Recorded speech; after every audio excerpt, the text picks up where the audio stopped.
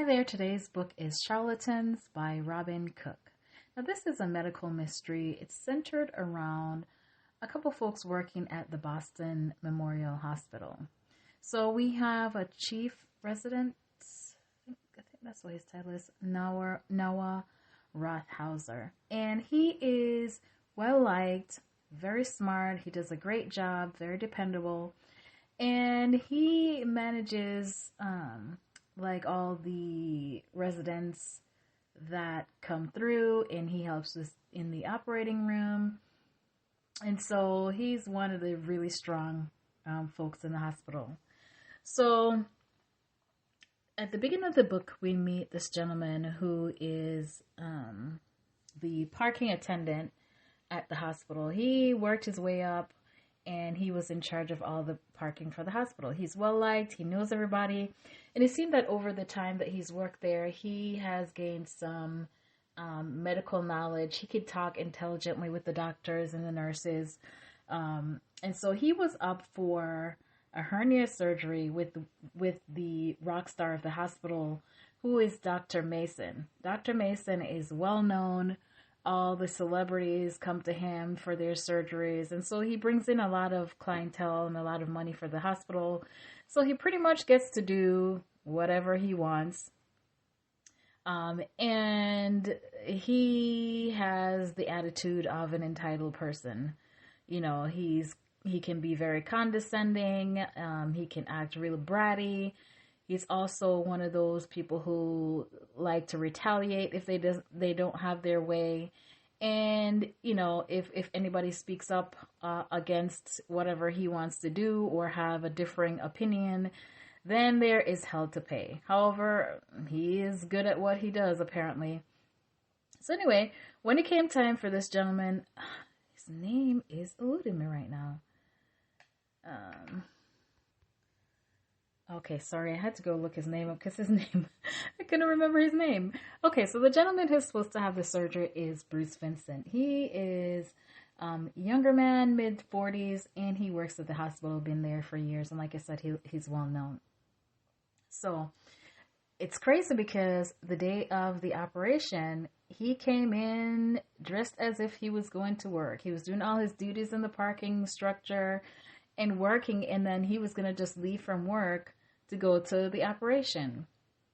So when it came time when he should be checking in, of course he's late. He was like, was it 40 minutes or more than an hour or so late? So of course when he went to go check in, they had to rush everything, and then there was one form that he needed to fill out that they had to skip it because, you know, it was recently done. So it did satisfy as far as compliance. Now, he should not eat anything before the surgery. I think there's a certain period of time that he shouldn't eat. So he got his anesthesia, and he is talking as if he's one of the doctors. He knows all the jargon and all that. So he got his anesthesia, and that was administered by Dr. Ava London. She is supposedly really good, and she seems really nice. So they took him to the operating room. Dr. Mason wanted them to do the anesthesia before he got there, which, you know, technically that doesn't seem to be the procedure. But anyway, she did as he asked because he's a brat and she doesn't get along with him either. So they're there waiting for him. And of course, he's late because apparently he is running 2 different surgeries already. So when he's supposed to show up for Bruce's surgery, he's not ready. So this guy is under anesthesia for almost an hour before he finally shows up.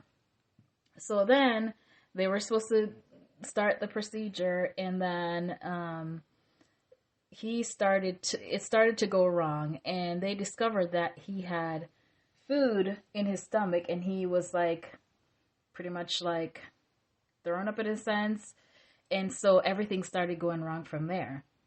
They did everything that they could. Dr. Noah Rothhauser came in to help, so they had to call cardiologists because, you know, there's issues with his heart. They tried to get it to come back, and it wasn't reacting and all that, and so he ended up dying. So now this is where the finger pointing starts. Dr. Mason is blaming the anesthesiologist, and, you know, he's threatening to get people fired. Of course, he doesn't like Dr. Noah Rothhauser either. And there is animosity between him and Noah because Noah had reported some girl that he liked at the hospital because she was abusing opiates. And so he had him up for that. And then, of course, he didn't really like Ava either, although he tries to flirt with her. And probably that's why he was upset. She wouldn't give him the time of day, but, you know, he kind of low-key hates her. So they have in the hospital this conference that they have every week, which is a mortality and morbidity conference that they have, where they have to discuss cases where patients have died. So of course Noah's in charge of doing that, and he's like, Lord have mercy, not looking forward to that. So anyway, he kind of struck up a friendship with Ava, and so they started going out, and of course they started talking about the cases and discussing what happened, and he would consult her as far as what he thinks she thinks that he should do. And so, you know, their plan was to kind of leave that case towards the end of the meeting, and then hopefully they run out of time because the case, their conference ends exactly an hour. So wherever they are in discussion, that's where it's going to end. So, of course, there's other people who noticed that. I think one of the senior doctors was like, is that what you did just to not discuss it? And of course, Dr. Mason, he is like up in arms, and you better not, you know, bring up that any relationship between that and multiple surgeries. And, you know, he didn't want that to come up because then that would make him look bad. So there's threats coming from him, and then he's worried about the higher ups. So anyway, shortly after that, there was another surgery that happened, and another patient died. And this is one that Anna gave anesthesia to. So now Dr. Mason is like, he's even more pompous now, and he's like, oh, he's going to get them fired. Of course, this was one that, of course, Dr. Noah was involved in and had to go over and try to help. And so with this second one now, and he kind of figured out that Noah and Anna were seeing each other, and he's like, yeah, I'm going to get you fired because you and her, you're trying to protect her, and I'm going to make sure that you guys, you know, get fired and all that. So he's just very mean. So in getting to know Anna, he finds out that she works for this agency that does, I guess they're a board that lobbies for this vitamins and supplement industry, which he always disdained. And he kind of feels in himself that it might be a conflict of interest, not to mention the fact that, you know, those benefits that they tout for vitamins and supplements, a lot of the times he doesn't believe they're true, basically. But anyway, she had disclosed that to him. And now when this second death happens now, he still has her back, you know, in a sense. But then she disappeared at one point and, you know, wasn't in touch with him at all. And so he was kind of feeling a way about that. And then she talks about her social media life, how I don't know why she told, I'm sure there's a method to this. But she told him about her social media life, how she has these puppet name, or I can't remember the term they use, but it's basically her social profile that she goes by a different name. So she has 2 different ones that she goes by online, and then she goes by her real one on LinkedIn. And she realized that the one that she has one on Facebook and Instagram. She has 100 and something thousand followers. And then the profile that she makes for them is kind of like something to do with her past. But when she had told him about it, she claimed she had made it up.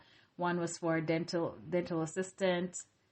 Well, she kind of made it up based on her past, because at one point she was a dental assistant before she became an anesthesiologist. And I think that lady was Debbie something.